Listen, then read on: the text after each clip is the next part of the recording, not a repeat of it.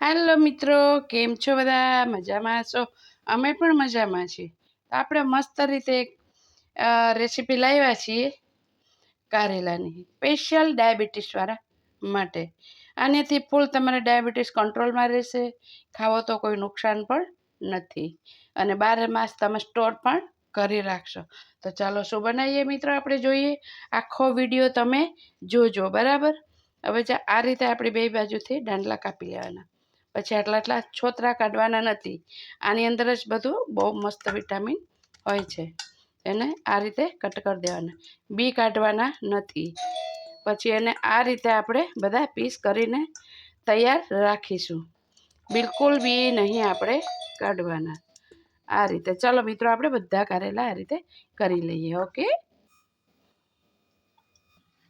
હવે આટલું લાલ કારેલું છે મિત્રો, તો નાખવાનું, યસ, ફેંકી નહીં દેવાનું. એના જો અંદરથી નથી બહુ પાકેલો, તો આને શું કરે, એના બી જાડા હોય, તો એ બી જાડા હોય ને, તો એ જાડા બી કાઢી નાખવાના. અને આવા કૂણા બીવાળા હોય તો રહેવા દેવાના.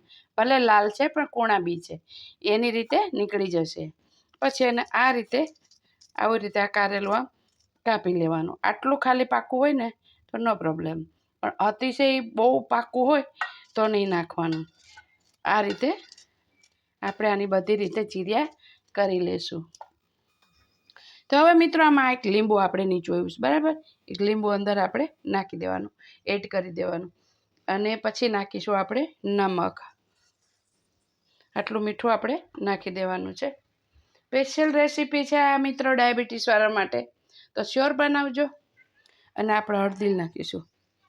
આટલી હળદી નાખવાની, એટલે એનો કલર બહુ ફાઇન આવે મિત્રો. અને પછી છે ને આને મસ્ત રીતે હલાવી દઈશું આપણે. આ રીતે મિક્સ કરી લેવાનું. જો આના જો બી છે અંદર થોડા, એ બી નીકળી જશે, એ રહેશે નહીં. હવે આને શું છે મિત્રો, આપણે 4 કલાક ઢાંકીને રાખી દેવાનું. જો બી તો અત્યારથી નીકળવા જ માંડ્યા છે.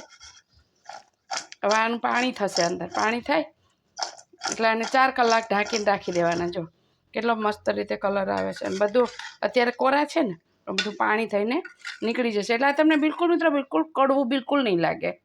અને આની પાણી નીકળી જાય 4 કલાક પછી આપણે આને ફૂલ તાપની અંદર સૂકવી દેવાના. એટલે આ છે આપણી કારેલાની કાચરી. તો એમાંથી કડવાશ નીકળી જશે. આ છોતરા બિલકુલ કાઢવાના નથી મિત્રો. અને કડવું નહીં લાગે. આખા વર્ષનો સ્ટોર કરી દેવાનો. અને બને ત્યાં સુધી તમારે ફ્રેશ તેલની અંદર તળજો. દાજિયા તેલમાં તળશો નહીં, તો એનો સ્વાદ છે ને બહુ સારો નહીં આવે, સ્વાદ મરી જશે. તમારે જોઈએ એટલું તેલ, તાજું તેલ લઈને એની અંદર બનાવવાનું છે, તળવાનું. સુકાઈ દેવાના, એકદમ સુકાઈ જશે મસ્ત રીતે, આમ ખખડે ને એવા. અને પછી તમારે આને આખા વર્ષના ડબ્બામાં સ્ટોર કરીને તમે આને મૂકી શકો. તો ડાયાબિટીસવાળા શ્યોર ખાજો તમે. ડાયાબિટીસ એટલી કંટ્રોલમાં આવશે, લોહી શુદ્ધ બનશે, ડાયાબિટીસ કંટ્રોલમાં આવશે, તમને ભૂખ લાગશે. કારેલા અતિ પણ ગુણકારી છે, અતિ પણ. એટલે આ તમે કાચરી કરવાની બિલકુલ મિત્રો, બિલકુલ ના ભૂલશો. એક વખત કરી જુઓ, કન્ટિન્યુ તમે અઠવાડિયું ખાશો ને તો તમને ખ્યાલ આવી જશે કે તમારી ડાયાબિટીસ કેટલી કંટ્રોલમાં છે. ઓકે મિત્ર, તો ચાલો હવે આપણે આને મસ્ત રીતે 4 કલાક ઢાંકી દઈએ. 4 કલાક ઢાંકી અને પછી આપણે ફૂલ તાપમાં સૂકવી દેવાની, જ્યાં સુધી ના સુકાય ત્યાં સુધી. ચલો મિત્ર, મળીએ. તો મિત્ર, આપણે કારેલાની કાચરી સરસ સુકાઈને મસ્ત થઈ ગઈ છે. 4-5 કારેલા લીધા હતા, તો આટલી સરસ થઈ ગઈ છે, કકડેવી. તો હવે આપણે આને તળી લઈશું, બરાબર? મસ્ત રીતે તળીને તમે આને સ્ટોર કરી શકો છો. આ રીતે તળી લેવાની. જો કૂણા બી છે અંદર રહી ગયા મસ્ત, અને મસ્ત રીતે એકદમ મોટી થઈ ગઈ. જો પાછી હોય ને એની એ જ પરિસ્થિતિમાં પાછી આવી જાય છે. એકદમ સરસ સુપર થઈ જાય. એકવાર તેલ આવી જાય એટલે તમારે ગેસ બંધ કરી દેવાનો, એટલે આપણી કાચરી બળે નહીં, એને બહુ તાપ જોઈએ નહીં. આ રીતે આપણે મસ્ત રીતે તળી લઈશું. ઓકે મિત્ર,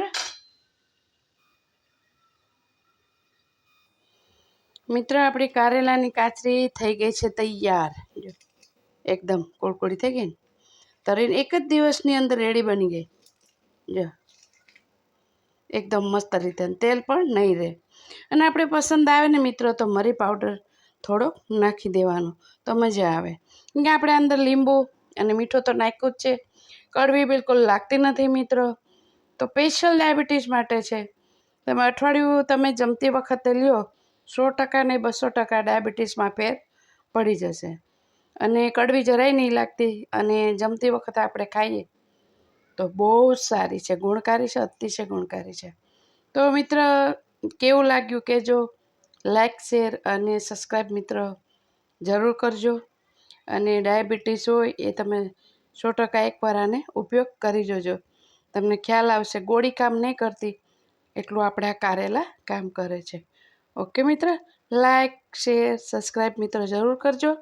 સર્વ મિત્રની મારા જય શ્રી કૃષ્ણ.